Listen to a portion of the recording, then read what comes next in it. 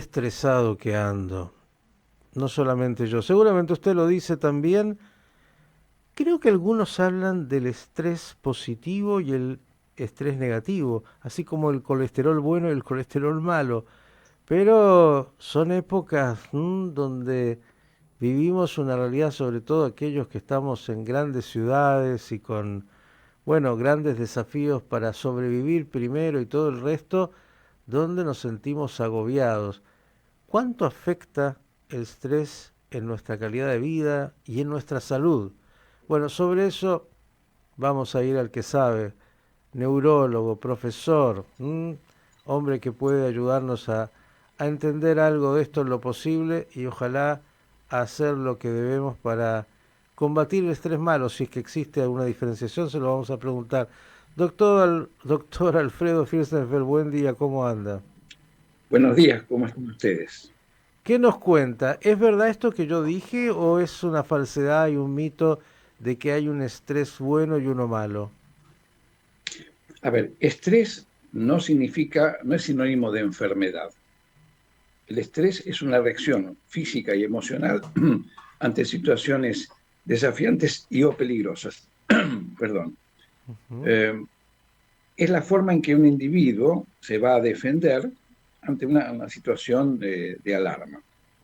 Un poco para entender la cosa, un bebé, una criatura chiquita, necesita más entrenamiento para tener estrés. Un bebé puede tener disconfort, puede tener la pancita hinchada con gases, puede llorar, puede estar con inconvenientes, pero no está sufriendo estrés.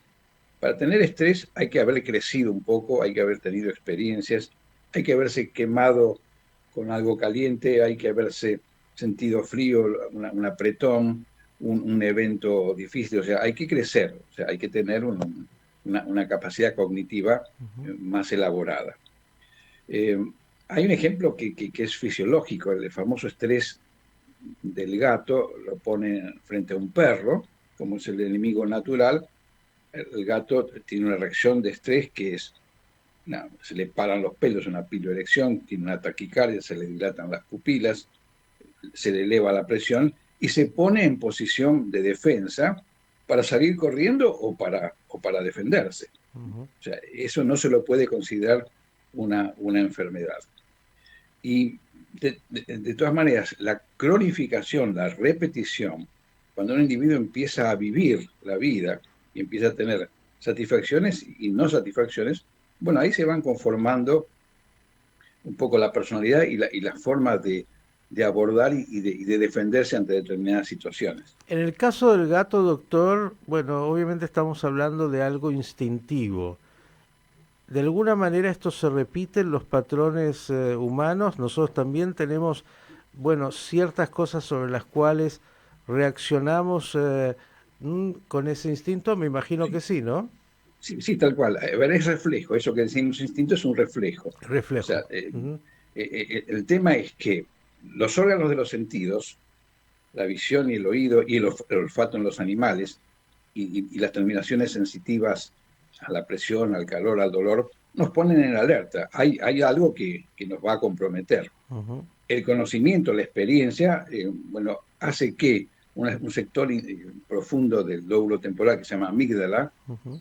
bueno, empieza a disparar noradrenalina, adrenalina, dopamina, y alerta lo que se llama el eje cortical, hipófiso suprarrenal. O sea, entonces se ponen en juego una serie de mecanismos por los cuales se secretan hormonas, la adrenalina, la noradrenalina y la dopamina. Este podría ser Sí. el estrés positivo, digo, siguiendo la línea de lo que yo planteaba. No, es Digo, el estrés común, es el estrés común, sí, es pero el digo, mecanismo inicial. claro, pero digo, si voy a cruzar la calle, para decirlo de una manera simple, bueno, es bueno tener una alerta y estar, digamos, de alguna manera con todo eso que me permite Está bien, porque si voy a reaccionar y hacer, me llaman cuidarme. por un negocio, por una entrevista laboral, Ujú. voy a estar estresado, pero voy a poner todos mis sentidos Ujú. en qué le respondo, cómo voy vestido, qué digo, qué hablo de mi experiencia. ¿Digo que Ujú. me echaron hace 3 meses de un trabajo o digo que me felicitaron? O sea, uno empieza a buscar estrategias. Ujú. La semana pasada hablamos de ejemplos positivos, digamos, con con individuos que de la nada hacen un edificio, edifican algo muy importante, y eso es un estrés positivo, desde ya. El Bien, estrés los moviliza. bien. El tema es que en un estrés positivo uno también se puede pasar de rosca. O sea, uno crea una situación y hasta puede inventar cosas que no son reales, que eso finalmente le va a ir en su contra. Ujú. O se murió de alegría, o sea, le salió algo, y hizo un pico hipertensivo, se le paró el corazón y desapareció del mapa, a pesar de que ganó la lotería, pero ganó la lotería y esa emoción. Esto pasa a menudo en los estadios de fútbol. Mm. Un gol del equipo propio muchas veces genera descompensación en el individuo que está en el estadio. Casi, Obviamente había una casi, condición previa, ¿no es cierto? ujú, casi, casi lo que siempre de alguna manera dialogamos, doctor. Esto de los equilibrios, ¿no? De la armonía relativa en términos de buscar que no sea ni mucho ni muy poco, ¿eh? Ese lugar que es tan difícil de conseguir, el punto medio. Usted sabe que un médico que usted seguro alguna vez estudió, que fue un gran maestro, ni más ni menos que Maimónides, el gran médico del Uf. califa en su momento, hablaba de Shvil Azab, del camino de oro, el punto medio, ese lugar que es, bueno, una utopía, pero que es finalmente lo que uno tendría que tratar en todos los aspectos. Y bueno, por eso se habla de equilibrio mental. O Mm, sea, el equilibrio es físico, no estar tropezándose y cayéndose, pero el equilibrio mental nos permite tomar decisiones adecuadas para no herirnos y no herir a los demás de manera innecesaria. mm. O sea, uno quiere un logro, quiere realizar quiere conocer a una persona y llevarse bien. Bueno, mi papá decía, con una persona que querés quedar bien, y recién conoces, no hables ni de política, ni de religión, ni de fútbol en la primera charla, porque ahí seguramente vas a encontrar alguna disidencia. Primero ganátelo, primero enamoralo, primero, digamos, mostrar tus virtudes y convencete que la persona es la adecuada, y después seguís avanzando. Y después cuando se entra en confianza, bueno, uno puede desde ya desnudarse mentalmente y plantear sus verdaderas posiciones. Y esto no tiene que terminar con una pelea, porque si termina con una pelea es porque no estaba bien elegida, en este caso, la pareja. Estoy hablando de algo muy natural y muy normal, que es una simple relación. Bien, y Y lo vamos mismo pasa en la cuenta laboral. al estrés negativo, a ese que Vos, agobia tanto y que puede enfermarnos incluso de bueno, manera severa. a ver, hay eventos agudos, de repente, un asalto, un choque en la vía pública. Entonces, un individuo muchas veces después de un evento de ese tipo no recuerda qué es lo que pasó. Se le borra, produce lo que se llama amnesia global transitoria. Si uno le pide cuando va a la comisaría, a ver, descríbame, la verdad es que no me acuerdo, yo sé que iba en el auto, sentí un golpe, pero después no me acuerdo, pero te peleaste, te dijeron algo, cómo era el otro. No me acuerdo, y no es que está mintiendo, tiene una amnesia de lo ocurrido porque se le bloqueó. O sea, los esteroides, la adrenalina, todas estas sustancias que se liberan como un mecanismo de defensa, bloquean el lóbulo temporal donde está la memoria y queda bloqueado. Entonces, de todas maneras, eso no es una enfermedad tampoco. No hay que hacer no hay que preocuparse para intentar recordar. No tiene ninguna importancia acordarse de esa situación. No es Ujú. una enfermedad. Eso pasa. Me recuerda esto, doctor, y ya vamos a la enfermedad, a ver si usted lo vincula, porque usted es el especialista y yo solo pienso que cuando uno tiene un corte, una herida o algo más profundo, hay un primer momento de dolor, ¿no?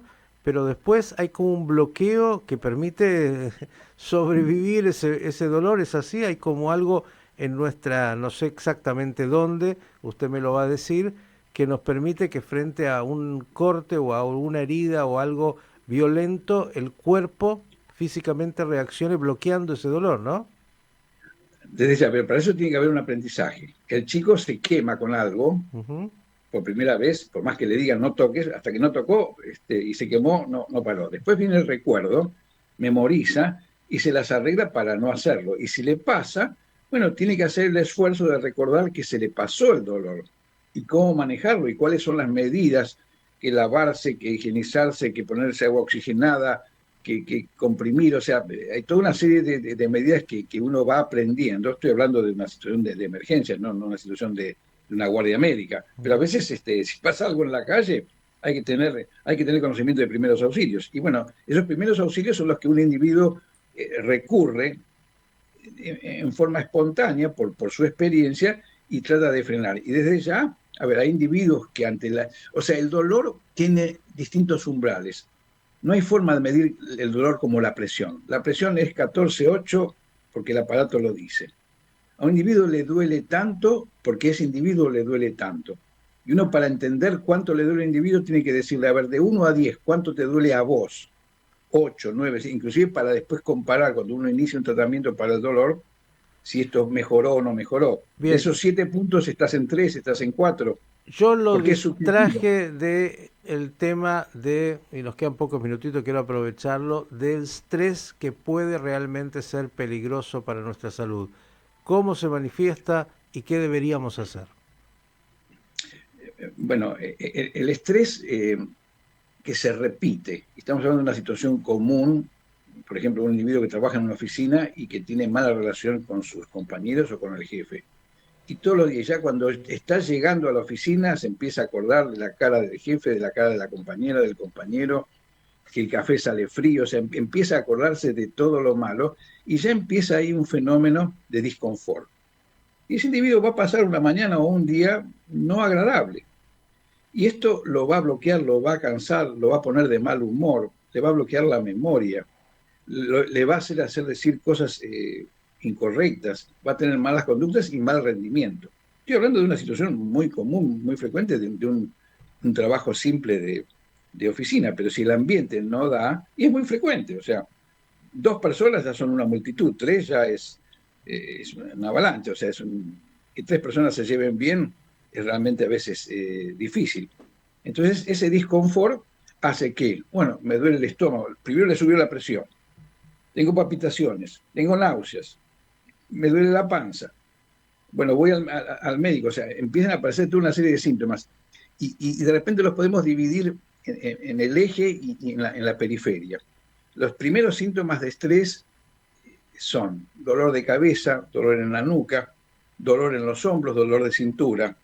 Y después aparecen estos síntomas cardiológicos, sube la presión, hay palpitaciones, síntomas digestivos. Todo esto hace que un individuo, ante una situación repetitiva, negativa para él, porque no la está pasando bien, lo lleve a esta situación.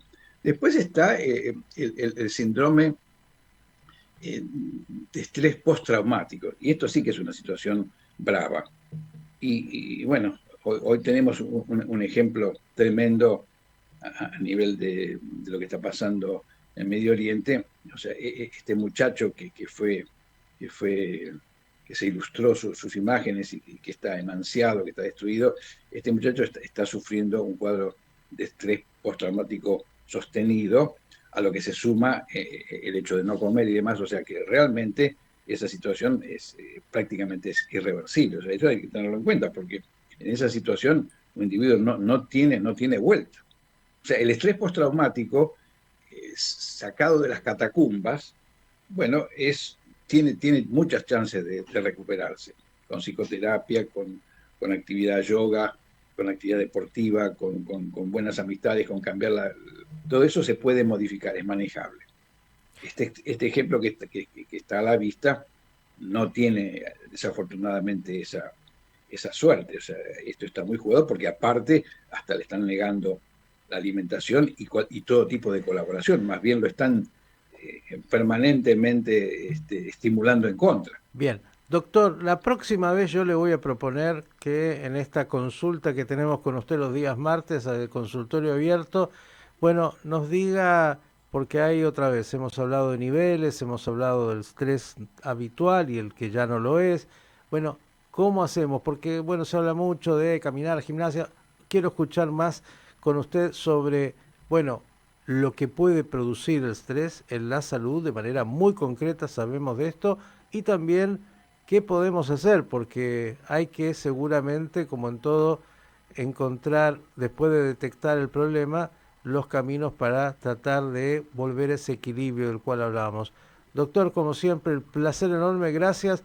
No es que estoy menos estresado, otro día le cuento eso ya en privado, pero bueno, por lo menos ahora entiendo algo más. Pero largue todo lo que tiene, se va a sentir mejor. ¿Grito? ¿Qué hago? ¿Bien? Pongo, Puede gritar. ¿puedo Sí, sí, gritar? sí. Sí, El sí, sí. doctor Alfredo Filstenfeld pasó por Pensando en las Noticias. Gracias, un abrazo enorme. Y ya se siente mejor. Abrazo, chao.